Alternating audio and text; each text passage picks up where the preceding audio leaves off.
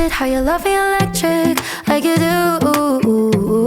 Love it how you love me electric, always you. Love it how you love me electric, electric. I love it how you love me a lot, love me a lot, love me electric. Baby, keep the light on for me, I'm coming home. Know I got you forever wherever I go. I feel like I'm high. Oh, and I wouldn't change the way you got me jumping through hoops. All the wishes in the world and I wish for you. I feel like I'm dying. Oh, and I found heaven in your eyes. Tell me it's all mine, holding on too tight. You're like a neon sign in a starless night, showing up so bright. Can't get over how you talk to me, like I'm all you ever gonna need. Seeing colors that I've never seen. I love it how you love me electric, like you do. Love it how you love me electric, always you. Love it how you love me electric, electric. I love it how you love me a lot, love me a lot, love me electric. Wired in the moments like I'm walking on air, tripping over roses every time that you're there. I'm losing my mind. Oh, and I'm hot over the moon, you know that you got me good. I'm not even mad, I need you more than I should. I feel like I'm dying. Oh, and I found heaven in your eyes. Tell me it's all mine, holding on too tight. You're like a neon sign in a starless night, showing up so bright. Can't get over how you talk to me, like I'm all you ever gonna need. Seeing colors that I've never seen. I love it how you love me electric, like you do. Love it how you love me electric, always you. Love it how you love me electric, electric. I love it how you love me a lot, love me a lot, love me electric. Found heaven in your eyes. You're like a neon sign, showing up so bright. Can't get over how you talk to me, like I'm all you ever gonna need. Seeing colors that I've never seen. I love it how you love me electric, like you do. Love it how you love me electric, always you. Love it how you love me electric, electric. I love it how you love me a lot, love me a lot, love me electric. Like you do. Love me, always you. Yeah, you love me, yeah, you love me.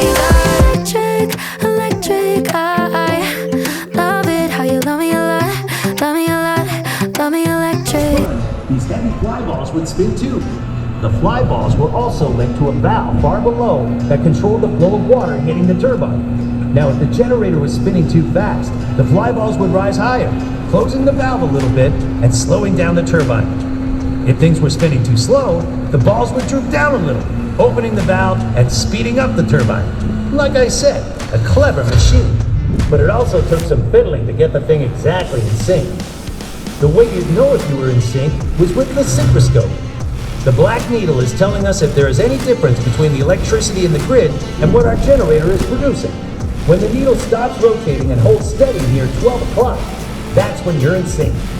A really skilled operator would get the needle moving really slowly towards 12 o'clock. And then just before it was pointing straight up, throw the switch to move the power to the grid. Got it? Good. So here is your final test. On your screens, you have a synchronoscope and a breaker switch. I want you to watch that needle carefully. And when it's telling you that everything is in sync, throw the breaker switch and move the power onto the main grid. Wait for it. Not too quick. Careful. There it is. There you go. Well done. We've safely added more power to the grid. But that's enough power for now. If you stick around, I may teach you something new. But until then, stay in control. Stay in control.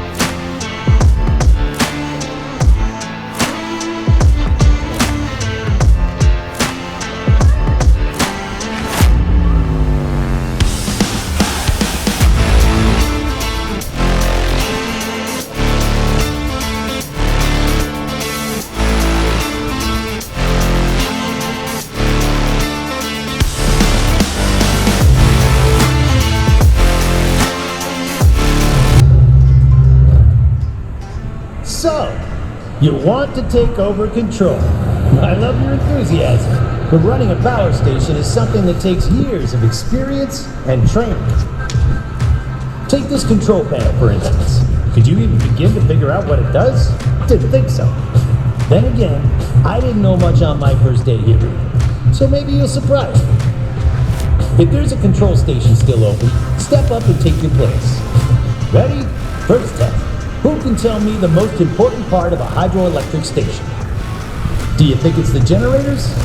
Or this building we're in? Or the river just outside? Turn the dial to the answer you think is right. You've got 6 seconds.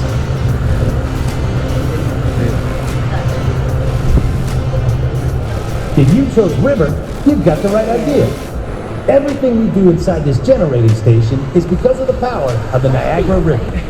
The entire river side of the power station is called the forebay, where water comes right into the building from the Niagara River. A river is a living, raging thing that can be hard to tame. A constant challenge for any operator was just making sure the river didn't bring something dangerous inside that would mess up the works. Our first line of defense were the trash racks.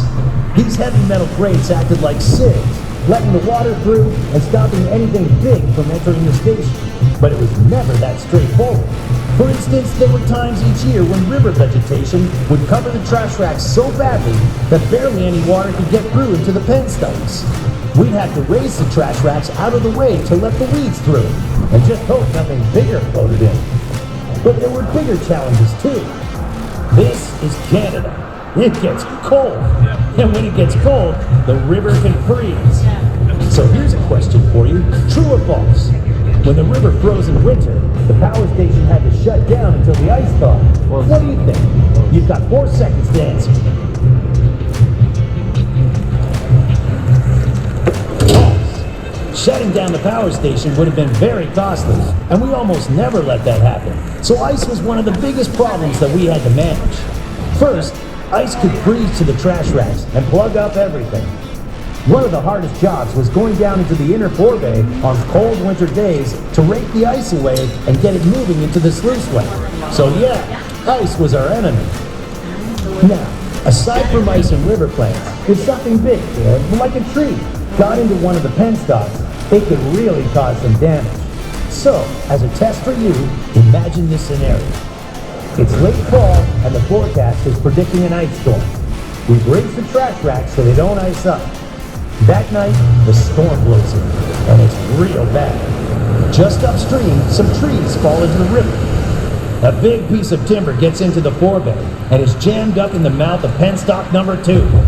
If that tree goes down into the turbine, it could really do damage. So you're on. You need to get headgate number 2 closed. Anyone at a control station, there's a manual wheel that you need to turn to the right. You all need to turn together. There isn't much time, so turn it fast, get it lower, quick. Nice work, everyone. Not bad for rookies. Looks like we've saved turbine number 2. And let me tell you, things could have been much worse. Well, you've all impressed me, but that's enough excitement for now. If you hang around for a while, I'll test you on something else. Until next time, stay in control. You see the shaft. Now the shaft is what used to spin and actually power the accelerator. And then on the left side right here, you'll see this is the penstock. Now the penstock is what actually used to take the water from Niagara River. They'll drop it about 136 feet, and that would spin the turbine. The excess water would then drain from all 11 of these penstocks, and it would go up the tunnel where you guys are headed to right now.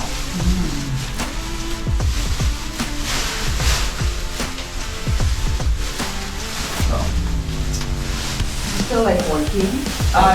These don't work anymore. The power station was decommissioned in 2009. It stopped making power in 2006, but then it was like renting its water right leases and stuff like that. One last fact I'd like to give people just before they leave is that the tunnel was built in 1904.